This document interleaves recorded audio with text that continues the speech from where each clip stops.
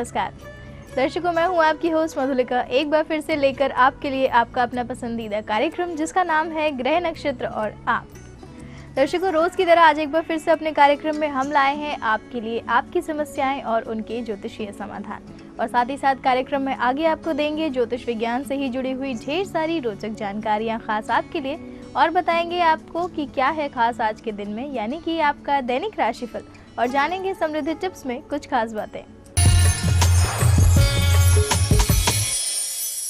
दर्शकों, इससे पहले कि हम अपने कार्यक्रम के सिलसिले की शुरुआत करें, आपको याद दिला दूं, अगर आप भी पाना चाहते हैं अपनी किसी भी समस्या का समाधान, तो अपनी समस्या हमें लिख भेजिए हमारी ईमेल आईडी यानी कि gna@etv.co.in पर, और मेल करते वक्त अपना मोबाइल नंबर अवश्य लिखिएगा। तो दर्शकों, आइए इसी के साथ कार्यक्रम के सिलसिले की शुरुआत करते हैं, और सबसे पहले बात करते हैं आपके दैनिक राशिफल की, जिसे बताने के लिए हमारे साथ स्टूडियो में हमेशा की तरह मौजूद हैं आचार्य राजेश जी। आचार्य जी, आपका बहुत बहुत स्वागत है हमारे कार्यक्रम ग्रह नक्षत्र और आप में। नमस्कार। तो दर्शकों, आज दिनांक 14 सितंबर और दिन है रविवार का, तो आइए जानते हैं क्या है खास आज के दिन में आप सभी दर्शकों के लिए।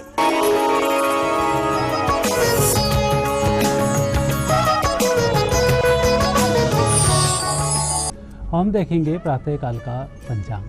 अश्वनी माह कृष्ण पक्ष षष्ठी तिथि रविवार का आज दिन है। शुभ समय दोपहर 3 बजे से दोपहर 4:30 तक, राहु काल दोपहर 4:30 से सायंकाल 6 बजे तक। आज चंद्रमा है वृषभ राशि में। मित्रों, वृषभ राशि के चंद्रमा से देखेंगे दैनिक राशिफल। पहली राशि है मेष। मेष राशि वाले व्यक्तियों के लिए आज दिन थोड़ा सा कमजोर रहेगा। धन की भी कमी हो सकती है, और किए गए वायदे पर आप खरे नहीं उतरेंगे तो थोड़ी सी परेशानी आपको आपके मित्रों से भी हो सकती है। ध्यान रखकर कार्य करें, लेकिन आज के बाद समय अनुकूल हो जाएगा। किसी व्यक्ति से जबरदस्ती कोई कार्य नहीं कराएं। वृषभ राशि वाले व्यक्तियों का आज दिन अच्छा रहेगा। राहत भरी खबर सुनने को भी मिलेगी, परिस्थिति भी बेहतर होंगी, आपकी मेहनत भी रंग लाएगी। कुल मिलाकर जो काम कर रहे हैं करते रहें, उसी में उत्तम फलों की प्राप्ति होगी। मिथुन राशि। मिथुन राशि वाले व्यक्तियों के लिए आज दिन थोड़ा सा विपरीत है। हालांकि यात्राओं के अच्छे संकेत हैं, आर्थिक स्थिति में भी सुधार के संकेत हैं, किसी नई वस्तु की खरीदारी भी होगी, लेकिन मन में थोड़ी सी अप्रसन्नता होने के कारण उतना अच्छा दिन नहीं रहेगा जितना आज होना चाहिए। परिजनों के साथ यात्रा के अच्छे संकेत हैं। कर्क राशि। कर्क राशि वाले व्यक्तियों का दिन बहुत अच्छा है। आप अपनी मेहनत से परिस्थितियों को अपने अनुकूल करने में सफल होंगे। आज का दिन सभी प्रकार से शुभ होने के कारण कोई विपरीत स्थिति घटित नहीं होगी। सिंह राशि। सिंह राशि वाले व्यक्तियों का आज दिन अच्छा रहेगा। व्यापारिक गतिविधियां मजबूत होंगी। परिस्थितियों को बेहतर करने के लिए जो आप प्रयास कर रहे हैं, मित्रों की मदद से यह प्रयास सफल होंगे। वैसे आज का दिन बहुत अच्छा होने के कारण परिस्थितियां अच्छी होती ही चली जाएंगी। कन्या राशि। कन्या राशि वाले व्यक्तियों को आज कुछ उम्मीद लगा लेनी चाहिए पिछले दिनों रुके हुए कार्यों के संपन्न होने की। आज आप थोड़ा भी प्रयास करेंगे तो रुका हुआ कार्य चलना शुरू हो जाएगा, और शीघ्र ही आपका कार्य संपन्न भी होगा। मन में आज के कार्य को लेकर संतोष बना रहेगा। तुला राशि। तुला राशि वाले व्यक्तियों का दिन अच्छा है। दिन थोड़ा सा खर्चीला भी है, थोड़ा सा परेशानी वाला भी है। परेशानी आपको मेहनत थोड़ी सी अधिक करनी होगी। बाकी जैसे आप चाहते हैं वैसी ही सफलताओं की प्राप्ति सायंकाल तक हो जाएगी। वृश्चिक राशि। वृश्चिक राशि वाले व्यक्तियों का पारिवारिक जीवन आज अच्छा है। घर परिवार में मांगलिक कार्यों की भी चर्चा हो सकती है, और हो सकता है कि आज ही आपको खुशखबरी भी प्राप्त हो जाए, तो परिजनों के माध्यम से उत्तम लाभ के योग बनते हैं। धनु राशि। धनु राशि वाले व्यक्तियों का आज व्यक्तिगत कार्य संपन्न होगा। कोई नई जिम्मेवारी आप दूसरे की न लें, अपने कार्यों को संपन्न करने की तरफ आप आगे बढ़ें। और विशेष रूप से जो कार्य पेंडिंग हो वह कार्य पहले संपन्न होंगे। नए कार्य का शुभारंभ इसके बाद करें। मकर राशि। मकर राशि वाले व्यक्तियों का समय अच्छा है। चंद्रमा भी अनुकूल होने के कारण परिस्थितियों को बेहतर करने में आप स्वयं सक्षम हैं। जो भी स्थिति विपरीत बन रही है उससे आप डरे नहीं, मुकाबला करें, जीत आपकी पक्की है। कुंभ राशि। कुंभ राशि वाले व्यक्तियों को आज झूठ बोलने से बचना चाहिए, और ना ही किसी व्यक्ति को छलने का प्रयास करना चाहिए, अन्यथा इस परिस्थिति में आप स्वयं फंस जाएंगे और विपरीत स्थिति हो सकती है। आया हुआ धन आपके धन को लेकर जा सकता है। मीन राशि। मीन राशि वाले व्यक्तियों का समय अच्छा है। नई जिम्मेवारियों के भी अवसर मिलेंगे, सामाजिक जिम्मेवारी आपके हाथ लगेंगी और जो कार्य आपने अभी किया हुआ है यह भी सही तरह से बड़े रूप में वापस आपको प्राप्त होगा। कुल मिलाकर आज जो भी काम आप करेंगे उसमें लगातार विस्तार होता रहेगा। ये था आपका दैनिक राशिफल और आइए अब जानते हैं आज की समृद्धि टिप्स। आज षष्ठी का श्राद्ध है। इस श्राद्ध को करने से देवलोक में पितर हमारे विराजमान होते हैं, वह प्रसन्न होते हैं। उन्हें उत्तम वस्तुओं का भोग मिलने से प्रसन्नता बनती है। लक्ष्मी आपके ऊपर स्थायी बनी रहे इसका वे आशीर्वाद प्रदान करते हैं। शत्रुओं का भी हमारा दोष समाप्त होता है और घर परिवार में कहीं धन की कमी होती है तो वह कमी भी नहीं रहती है। सामान्य श्राद्ध की तरह ही इस श्राद्ध को भी किया जाता है। श्राद्ध के समय में जो भोजन कराया जाता है गाय, कौवा और कुत्ते के बाद ही भोजन को करना चाहिए। विशेष रूप से षष्ठी के श्राद्ध में इन तीनों को भोजन कराने का विशेष स्थान होता है। उसके बाद आप स्वयं एक देवज्ञ को भोजन कराएं, फिर आप स्वयं भोजन करें, आपकी सभी मनोकामनाएं पूरी होंगी। तो दर्शकों, ये थी आपके लिए आज की समृद्धि टिप्स। और आचार्य जी, आप हमारे स्टूडियो में आए, आपने दर्शकों को उनका दैनिक राशिफल और समृद्धि टिप्स बताई, उसके लिए आपका बहुत बहुत धन्यवाद। धन्यवाद। तो दर्शकों, आपके दैनिक राशिफल और समृद्धि टिप्स के बाद बारी आ गई है कि हम अपने कार्यक्रम में एक छोटा सा ब्रेक लें, लेकिन ब्रेक के उस पार जारी रहेगा कार्यक्रम और आपको देंगे आपकी समस्याओं के ज्योतिषीय समाधान। लेकिन उसके लिए अभी आपको करना है थोड़ा सा इंतजार, तो बने रहिए हमारे साथ, देखते रहिए कार्यक्रम ग्रह नक्षत्र और आप।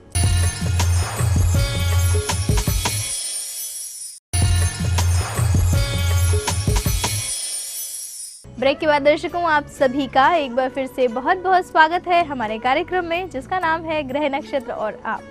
और आइए अब कार्यक्रम को आगे बढ़ाते हैं और आपकी समस्याओं की तरफ बढ़ेंगे। और आज आपकी समस्याओं के समाधान देने के लिए हमारे साथ स्टूडियो में मौजूद हैं प्रख्यात नक्षत्र गतान्वेषी डॉक्टर शंकर चरण त्रिपाठी जी।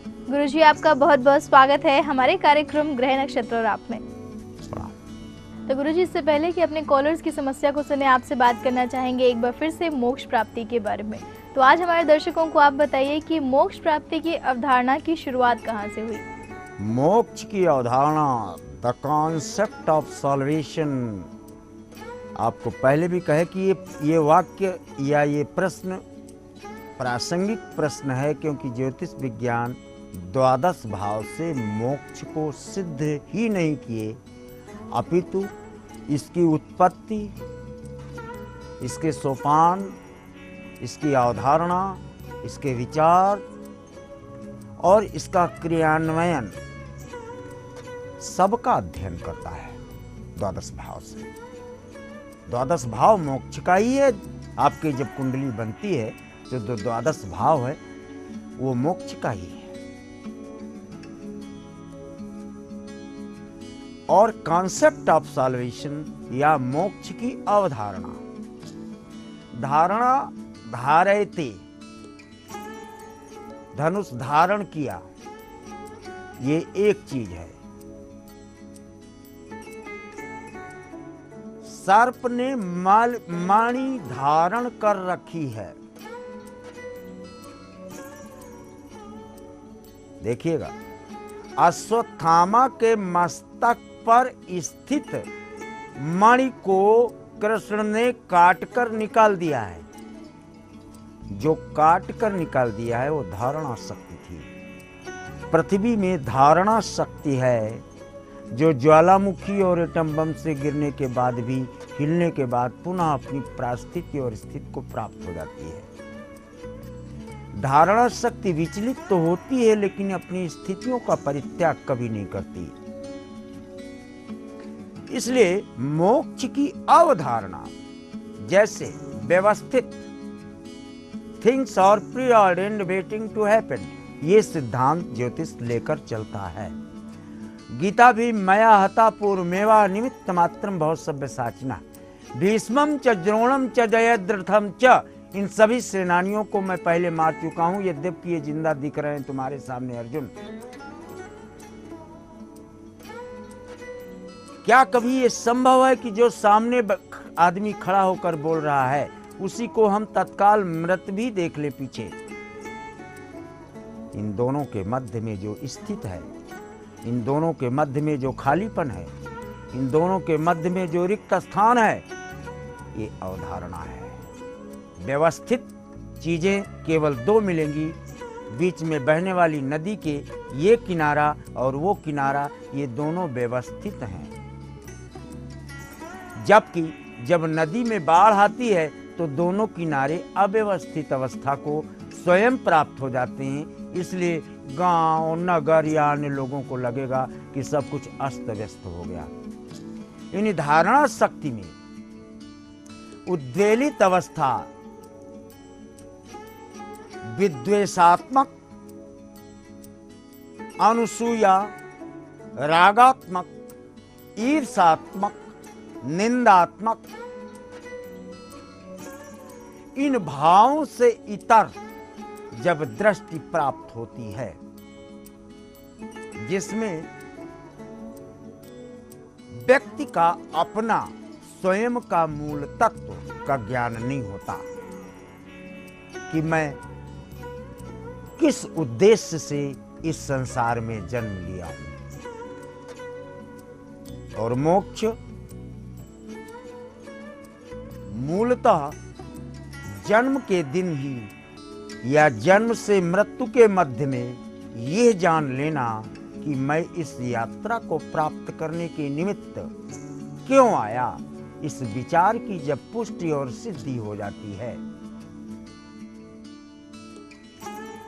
कभी मुलाकात नहीं हुई थी बाली और राम की, लेकिन आपके इस मोक्ष की अवधारणा का प्रमाण आप देख लीजिए कि मोक्ष को रोकने का प्रमाण रोका राम ने।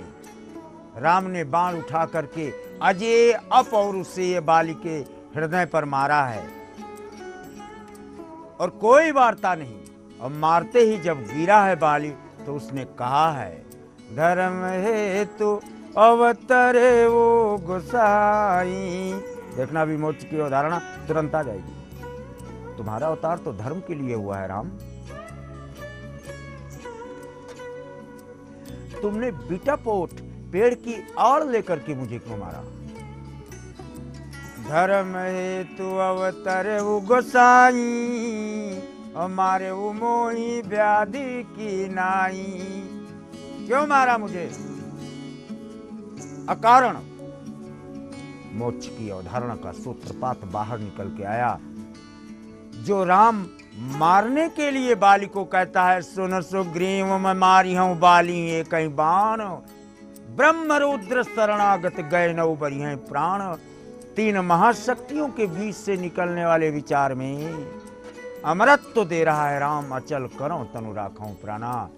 बिहसी बाली का कृपा निधाना, कोटि कोटि मुनि यत्न कराही, जिस मोक्ष को प्राप्त करने के लिए सो मम लोचन गोचर आवा। मेरे सामने खड़ा है मोक्ष की अवधारणा का प्रमाण, इसलिए मुझे अमृत तो नहीं चाहिए। इन्हीं मोक्ष की अवधारणा प्राप्त व्यक्तित्व अमृत को भी ठुकरा देता है, ऐसा वेदों ने निरूपित है। तो दर्शकों, गुरुजी द्वारा इस महत्वपूर्ण जानकारी के बाद वक्त हो गया है आपकी कॉल्स को लेने का।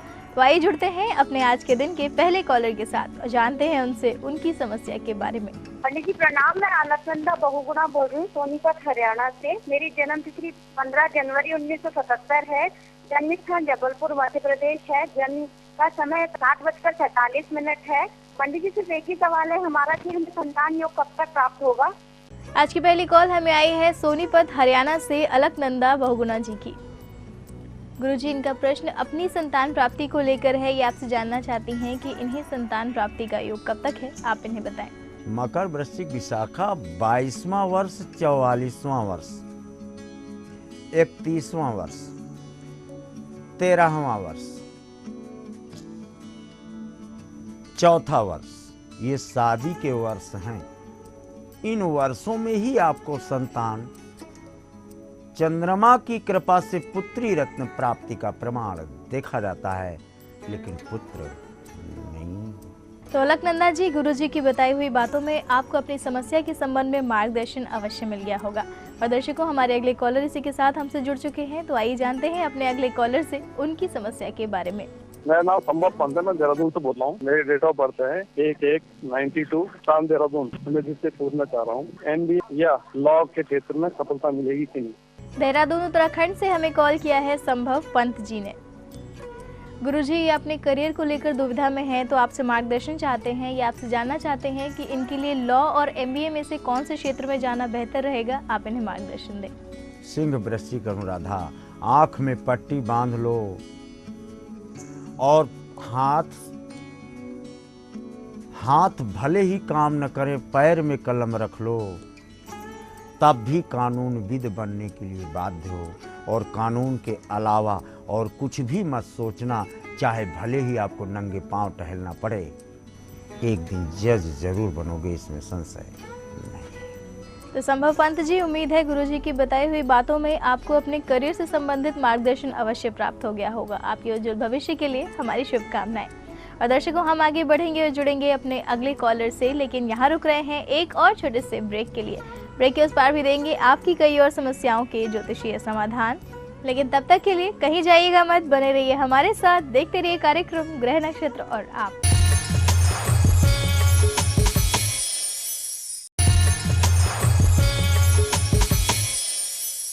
ब्रेक के बाद दर्शकों, आप सभी का एक बार फिर से बहुत बहुत स्वागत है हमारे कार्यक्रम ग्रह नक्षत्र और आप में।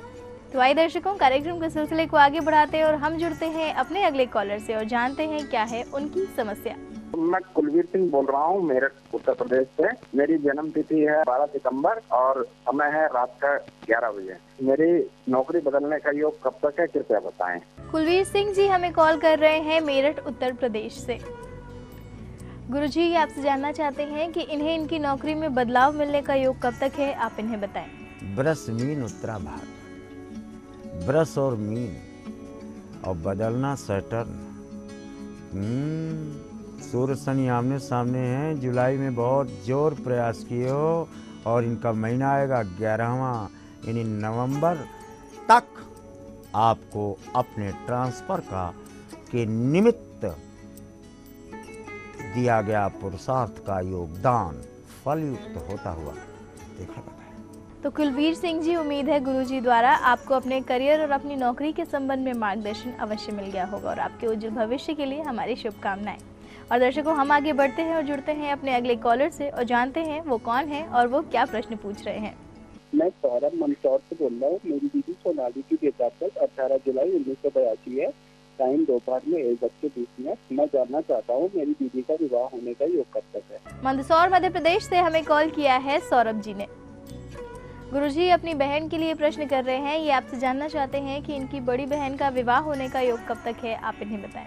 तुला वृष मृगशिरा जय के तिरेखा और 10 नेत्रहीनम क्षीणम धने वित्त सुमार्ग दानम।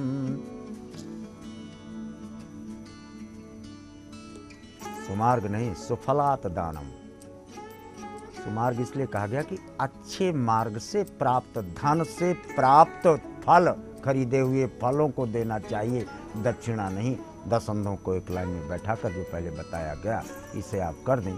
42वां दिन 2 महीना 4 दिन, 4 महीना 2 दिन वाक्य सुनने के अंतराल में विवाह का क्रमांक तय होने का प्रमाण देखा जाता है। तो सौरभ जी, गुरुजी द्वारा आपको अपनी बहन के विवाह को लेकर जो भी प्रश्न था उसका उत्तर आपको अवश्य मिल गया होगा। और दर्शकों, हम आगे बढ़ते हैं और जुड़ते हैं अपने अगले कॉलर से और जानते हैं वो क्या प्रश्न पूछ रहे हैं। धनबाद से बोल रही हूँ, मालती शर्मा। मेरे बेटे का नाम विकास कुमार शर्मा। जन्म तिथि है 19 नवंबर 1992। टाइम 8 बजे। गुरुजी, उसको मेहनत के अनुसार परिणाम नहीं मिलता है और उसका स्वास्थ्य भी ठीक नहीं रहता है और कोई ज्योतिषी समाधान बताएं। धनबाद झारखंड से हमें कॉल कर रही है मालती शर्मा जी। गुरुजी, अपने बेटे को लेकर आपसे प्रश्न कर रही हैं। इनका कहना है कि उसको मेहनत के अनुरूप फल नहीं मिल पाता है और उसका स्वास्थ्य भी ठीक नहीं रहता है, तो ऐसे में आप इन्हें कोई ज्योतिषीय उपाय बताएं। मिथुन कन्या उत्तरा फाल्गुनी बताने का कोई मतलब नहीं। गज केसरी योग आपके पुत्र को प्राप्त है, लेकिन पंचम शनि है। आप अपने पुत्र का पैर, जूता, चप्पल देखो, उंगलियों के निशान इसमें स्पष्ट आ जाते हैं। उंगलियों के निशान सबके क्यों नहीं आते हैं, और ऐसे लोग जिनका पंचम शनि हो या बृहस्पति हो तो क्यों आ जाता है? जब 16 डिग्री के ऊपर होता है तो इसमें पृथ्वी का भार तत्व या घनत्व, गुरुत्वाकर्षण शक्ति जैसे से आकाश और पृथ्वी एक दूसरी से दिख रहे हैं, वैसे ही जूता या चप्पल जब पैरों पे पहनता है तो उसमें वो शक्ति आरोपित होकर अपने प्रिंट छोड़ देती है, जिसको कहते हैं बालू में निशान। इस कारण से स्वास्थ्य भी गड़बड़ है और नौकरी का 7 × 21 × 42 4.2 यानी इनको टोटल नौकरियां मिलती हैं 5, जिसमें एक विदेश या विदेशी संस्थान से देखी जाती। तो मालती शर्मा जी, गुरुजी द्वारा आपको अपने बेटे के भविष्य और उनके स्वास्थ्य के संबंध में मार्गदर्शन मिल गया होगा और उनके जीवन में सब कुछ कुशल मंगल हो, इसके लिए हमारी शुभकामनाएं। और दर्शकों, मालती जी की समस्या के समाधान के साथ ही वक्त हो गया है आज के दिन के आखिरी कॉलर के साथ जुड़ने का। तो आइए जानते हैं अपने आज के आखिरी कॉलर से कि वो क्या प्रश्न पूछ रहे हैं। पंडित जी नमस्कार, मैं शशि शर्मा। मुझे अपने बेटे के लिए सवाल पूछना है। उसका नाम शांतनु वशिष्ठ है और उसका जन्म 12/55 दिनांक 29/11/1987 और मुझे उसके विवाह के संबंध में पूछना है पंडित जी कि उसकी शादी का योग कब तक है। आज की आखिरी कॉल हमें आई है करौली राजस्थान से शशि शर्मा जी की। गुरुजी, इनका प्रश्न अपने बेटे के विवाह को लेकर है। ये आपसे जानना चाहती हैं कि इनके बेटे का विवाह होने का योग कब तक है, आप इन्हें बताएं। सिंह कुंभ पूर्वा भाद्रपद, कुंभ और पूर्वा भाद्रपद तो पैदा हुआ है बेटा आपका 88 यानी 6 और 7 यानी जुलाई के महीने तो व्यतीत हो चुका और जुलाई के महीने में इनके विवाह का चर्चा तय होने का और ये सब व्यवस्था। इस समय जो वार्ता आपने विवाह की है वो कहीं लंबित है। ये नवंबर या नवरात्रि के मध्य में आती है और यहाँ फाइनल हो जाती है, अर्थात दिसंबर के अंतिम सप्ताह और फरवरी के अंतिम सप्ताह के मध्य में दूल्हा बनने का क्रमांक प्रदत्त पृष्ठभूमि से स्पष्ट देखा जाता है। तो शशि शर्मा जी, गुरुजी द्वारा आपको अपने बेटे के विवाह के संबंध में मार्गदर्शन अवश्य मिल गया होगा। और गुरुजी, आप हमारे स्टूडियो में आए, आपने दर्शकों को उनके सवालों के जवाब दिए, इतनी रोचक जानकारियां दी हमें, उसके लिए आपका बहुत बहुत धन्यवाद। तो दर्शकों, इसी के साथ कार्यक्रम में बस इतना ही। कल आपसे फिर मुलाकात करेंगे इसी समय इसी चैनल पर। तब तक के लिए अपनी होस्ट मधुलिका को दीजिए इजाजत। नमस्कार।